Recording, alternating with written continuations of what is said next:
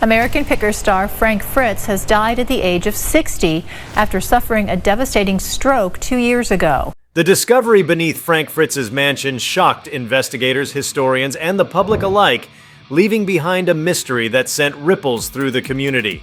The tunnels, hidden beneath the grand estate for what appeared to be decades, were an enigma wrapped in secrecy. Authorities initially responding to the unexpected passing of both Fritz and his wife, Betsy Arakawana, stumbled upon an underground labyrinth that seemed to tell a chilling story of something far darker than anyone could have imagined. Before we start, smash the like and subscribe buttons for more updates. From the outside, Fritz's mansion was a symbol of wealth and eccentricity, known to many for its sprawling gardens, towering walls, and strange architecture that made it a local legend. However, no one had ever suspected what lay beneath. The tunnels, discovered when authorities began searching for evidence related to their mysterious deaths, were far more extensive than anyone expected. Some of them stretched deep beneath the foundation, winding through chambers that appeared to have been used for unknown activities. At first, authorities were unsure whether the tunnels had been built by Fritz himself or if they predated his ownership of the property. As forensic teams examined the walls, they found markings, strange symbols carved into the stone, inscriptions that bore no clear meaning. Some of them appeared to be numbers, while others seemed more abstract, almost ritualistic in nature. The deeper the investigators went, the stranger the tunnels became, with hidden compartments, locked doors, and rooms filled with artifacts that defied explanation. The contents of these underground chambers ranged from the bizarre to the outright disturbing. Ancient books bound in leather and filled with handwriting that did not match Fritz's own littered the shelves in one chamber. Another room, sealed off behind what seemed to be a steel-reinforced door, contained a collection of photographs that, upon closer inspection, were unidentifiable. The images had been altered, scratched-out faces, eerie distortions that made it impossible to tell who or what was in them. Perhaps the most unsettling discovery was a massive vault hidden at the farthest end of the tunnels. Unlike the other rooms, this one had been heavily fortified, its walls lined with thick lead plating, as though someone had wanted to keep something either inside or out. The vault was locked with a mechanism that seemed to have been intentionally sabotaged, its gears fused together as if someone had tried to permanently seal whatever was inside. It took hours for investigators to finally crack the lock, and when they did, what they found sent shivers down their spines. Inside the vault were dozens of wooden crates, each containing items wrapped in cloth and preserved with a care that suggested they had been hidden for a reason. The contents ranged from antique weapons to what appeared to be human remains, bones wrapped in silk, placed in neat arrangements as if part of some forgotten ritual.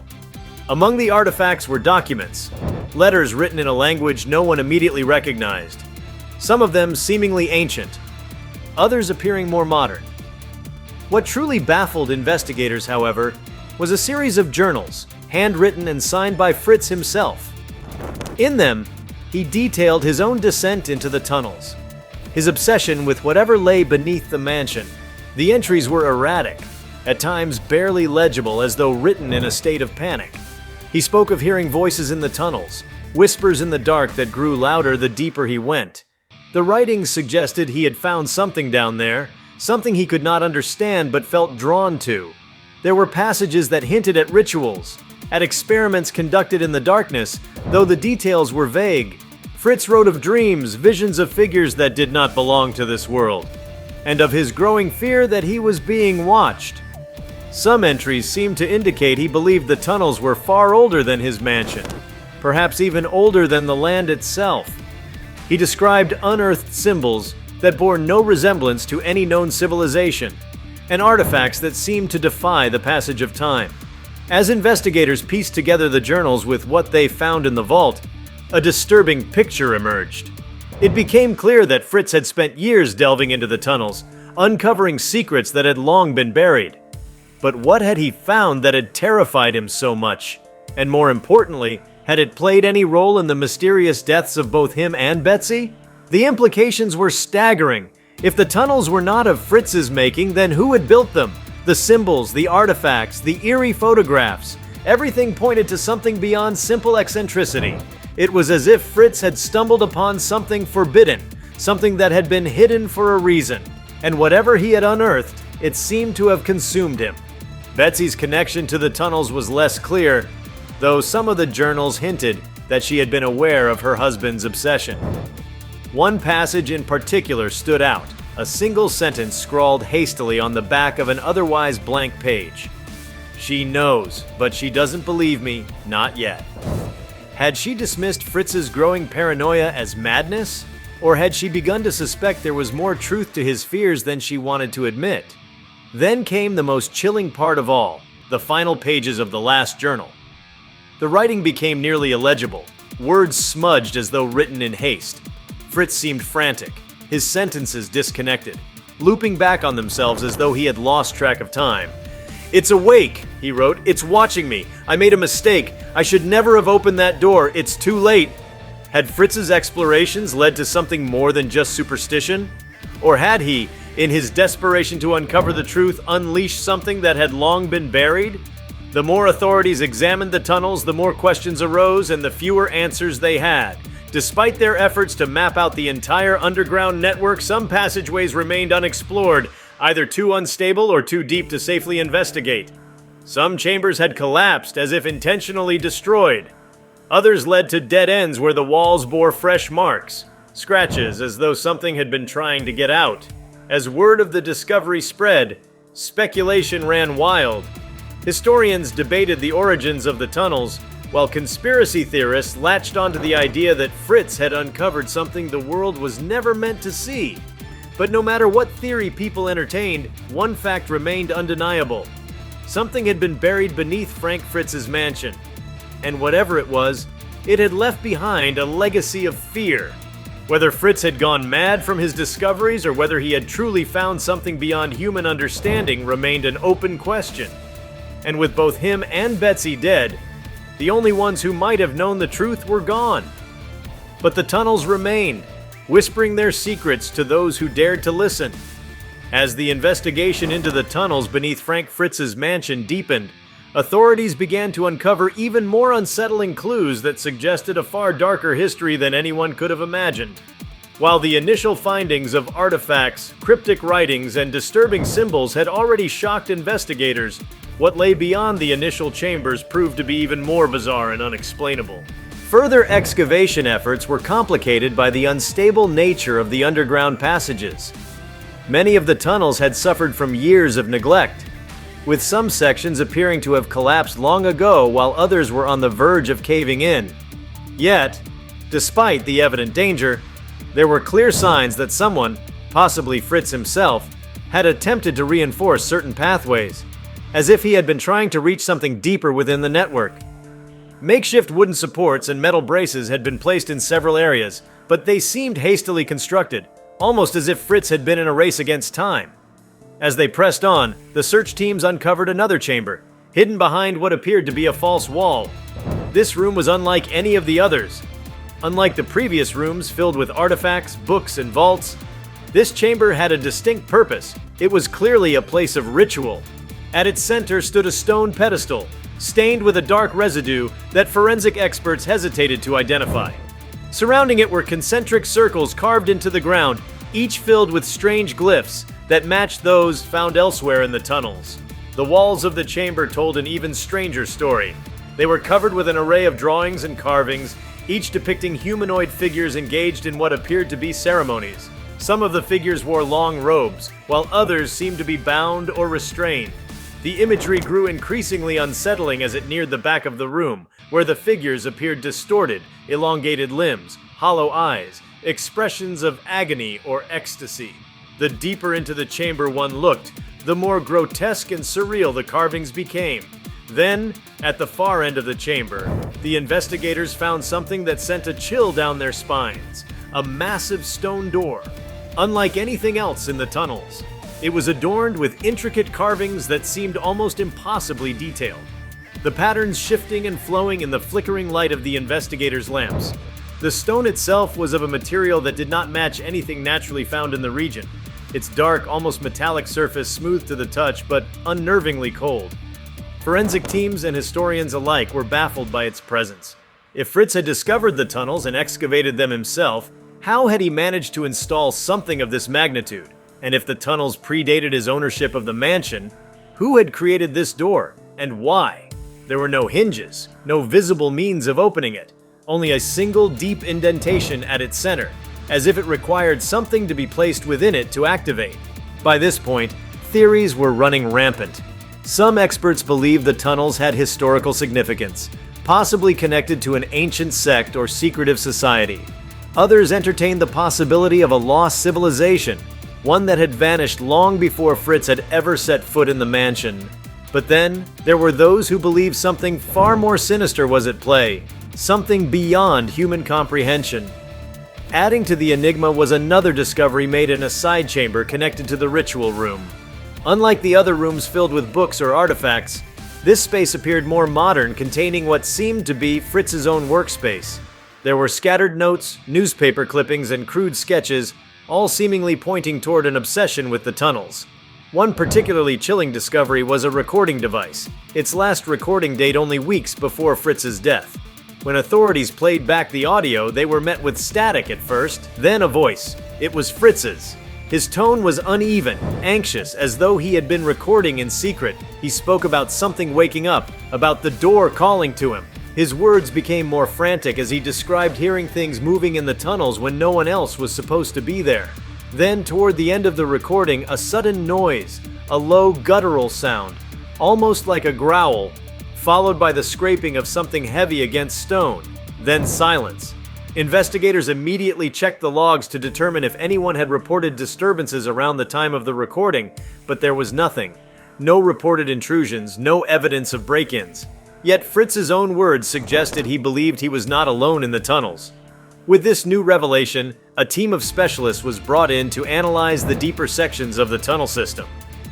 Using ground-penetrating radar, they attempted to map out areas that had yet to be explored. The results were alarming. Beyond the stone door, the radar detected what appeared to be an enormous chamber, far larger than any room they had found so far. However, what made the results truly unsettling was the presence of unusual formations that did not correspond to natural rock formations or known construction. These formations were arranged in a pattern, almost as if they had been placed deliberately. It was clear that whatever lay beyond the stone door was meant to remain sealed.